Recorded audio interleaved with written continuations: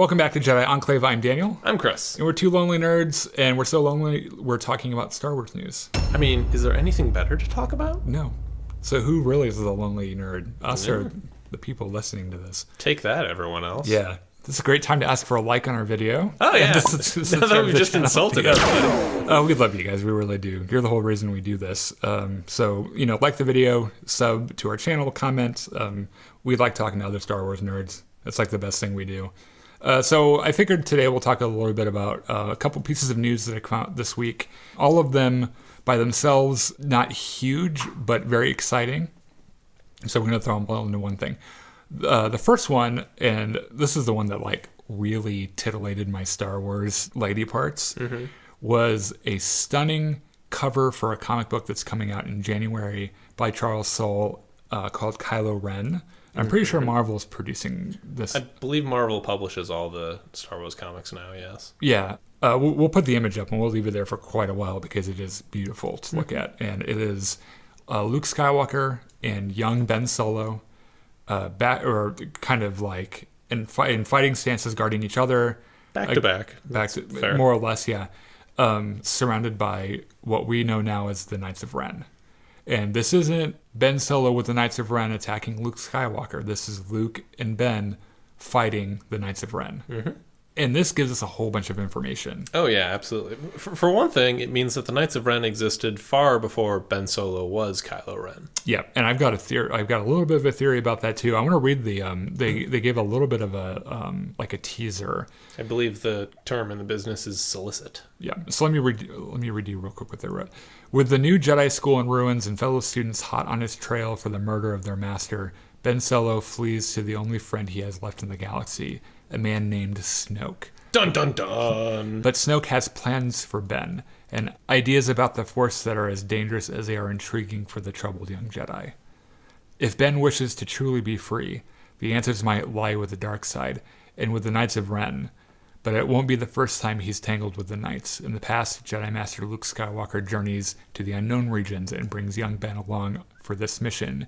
Can even Luke Skywalker stand against the fabled Knights of Ren? The answer to that is yes, he can. Obviously. I bet he could kill every single one of them. So from the little description they gave, it sounds like they're going to do the majority of the story is going to happen right after Ben kills all the Jedi students. Well, so the story says that the Jedi are after him. So he didn't kill everyone, he escaped, and now there's people chasing him. Oh, I just realized that Luke probably didn't know. Didn't know what? That all of his kids weren't killed. That lends a whole new layer of tragedy there, doesn't it? Yeah, because he says in The Last Jedi that he took a handful of kids with him and killed the rest. That's I just realized that now. To me is at least a little significant. Which means that Ben actually killed a couple, escaped, and the rest chased after him. So they must have presumed that Luke was dead. Probably. I mean, we know from various angles of that sequence that Luke showed up at the temple after it was already on fire. Well, it does say here in the description, hot on his trail for the murder of their master, so they presume that. Yeah. Oh, that's gonna be heartbreaking because they're gonna die, obviously. Yeah. So a couple of things about this image. So obviously the Knights are fighting Ben and Luke, which you kind of already touched on. This first of all means that my theory that the Knights of Ren were students of Luke's that Ben took with him and turned into the Knights of Ren.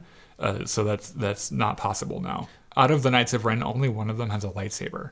Significant, yes. It's significant in a couple of different ways. First of all, where the fuck did it come from? It's a red lightsaber. Yeah. So it couldn't be some random dead Jedis from the Clone Wars or something. Someone would have had to make it, yeah. Or stolen it. And I have an idea about that because in the Aftermath series, the way that the first book is written, they tell the story and then they intersperse a chapter every so often of a completely unrelated character with unrelated events in a different part of the galaxy at a different time. Yeah. And it's a really cool thing that Chuck Wendig did when he wrote that book. One of them is this group of dark side acolytes. It's not readily apparent whether or not they're Force users or not, but they're meeting someone because they believe that someone's trying to sell them the lightsaber of Darth Vader. So it could be that. Now, these guys eventually have a name, in the series. I'm going to look it up and put it up on the screen because I can't remember off the top of my head. Yeah. So it could be them, and perhaps it is. The other thing is that maybe that's a tradition of the Knights of Ren, was that one of them is a lightsaber wielding, force using person, and the rest of them are regular like vibroblade melee kinds of guys. They could also all be force users, and they just choose to use lightsabers for whatever reason. Yeah, that's true. So the other thing I noticed is there's a ship in the back that I think is theirs. And I was talking to you a little bit earlier about how this looks like the Bat-Ski boat from Batman Returns. It really does. I don't think that's a connection they made deliberately. I'm going to put the pictures up, and you guys decide for yourself. The one other thing, too, is that the art style seems to be fairly impressionist. Like, Luke doesn't look exactly like Luke, and his lightsaber isn't like a photorealistic copy of what his green lightsaber is. I mean, that's just comics. Things are going to vary from artist to artist. Well, right. And a good example of that is the Last Jedi comics. Luke looks a little bit more like Gandalf from the Lord of the Rings than he does like Mark Hamill's likeness. All right, so here's a quick one. The Rise of Skywalker runtime was revealed. Okay. Because tickets went on sale after the trailer dropped. Yeah, sure. 155 minutes, which if you don't want to grab your calculator... It's 2.5 hours. 2.5 hours. Longest Star Wars film to date, which it needs to be because they've got a lot of shit to cover in that movie. They do. I was kind of worried it would be like 3 hours, but 2.5 is a good length, I think. Yeah, it's I think it's like 15 minutes longer than Last Jedi. Yeah. So, who knows? They've got a lot of storytelling to do, and I am always up for more Star Wars. I mean, as long as they don't have like a Canto Bight sequence, I don't think it's going to I don't think they have time for that. Yeah. And that's like one of the things I didn't like about Last Jedi, one of the very few things, but like that didn't really go anywhere in the story. Or at least you could have taken it out and the story would have kind of been okay without it. I don't think that they have time to have an entire arc that has that quality about it. Yeah. Like everything has to mean something, like everything has to be moving toward the resolution of the plot. Got a lot to do. Yep. So here's another cool thing. The name of the planet where the Death Star ruins has been revealed. Okay. And I guess the bad news is that it's not Endor. Oh. Which we kind of thought it might be. Now, it's named, the name, and I don't know if I'm saying this right, Kefbir? Kefbir? I don't know. So it's not Endor. Well, not Endor. It's not the forest moon of Endor. Yes. So Return of the Jedi, a lot of it happens on the forest moon of Endor. I guess this is going to be the ocean world of Endor or something. The archipelago world of Endor? Who knows? It is, we've discovered through the same bit of news that it is the home planet of Naomi Aki's character, Janna. Okay. Which discredits some leaks that we don't really talk about anymore that claim she was from Pisana and secretly Landa's daughter, because she's black, I guess. Yeah, there's only like 2 black people in the entire galaxy. Yep. Yeah, one of them's dead. All right, so this other thing is about Obi-Wan. Ewan McGregor did... The show or the character? Yes. Okay.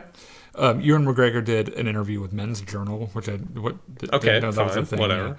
He revealed that he has known about this as a project for 4 years. Well, of course he has. There's been rumors swirling around for at least that long. And he said, and I quote, "It's a massive fucking relief because for 4 years I've been lying to people about it."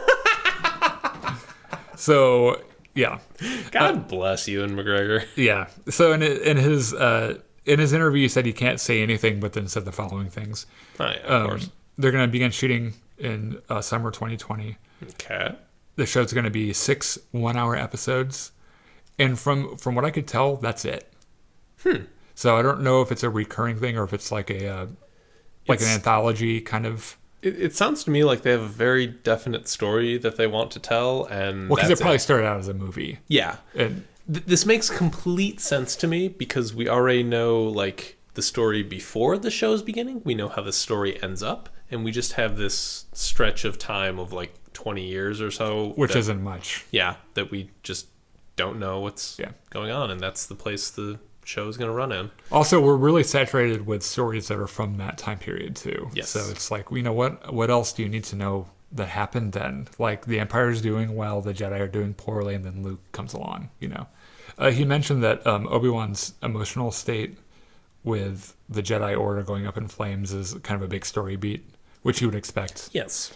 I mean, it was literally his entire life. Yeah. And yeah, he was kind of the Jedi's Jedi. Mm-hmm. He was like kind of the Boy Scout Jedi. Like he was the prototypical Jedi, raised in the temple, go straight into the Order, and do nothing else for the rest of your life. Yeah.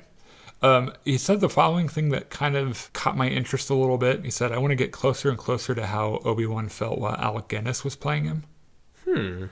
I feel like I'm grayer and nearer to him in age, so it'll be easier to do that. And what I think he meant was that maybe it's in his mind it's a different Obi-Wan. I can buy that. Like, Obi-Wan during the Clone Wars was still a little playful, but very much this serious warrior type. Alec Guinness as Obi-Wan is like playful and mischievous, almost Yoda in the Swamp like. Yeah. Until it's time to get serious. Like, he gets on the Death Star, he's like, Darth Vader is here. Yep. I need to go, Luke. See ya. I'll never see you again. Anyway, let us know what you think about this news, what other news you might have read that we missed. So leave us a like, sub, comment below, join us on Facebook. We have a really good community on Facebook and Twitter and Instagram. And then we have a podcast that's on Apple Podcasts, Spotify, Google Play, and SoundCloud, where you can get kind of extended conversations between Chris and I. Extra banter, more bullshit. Just us yelling at each other about whether or not Palpatine is back or not. Who knows? Anyway, let us know what you think. We are excited to hear from you, and always remember... The ability to speak does not make you intelligent. Now get out of here.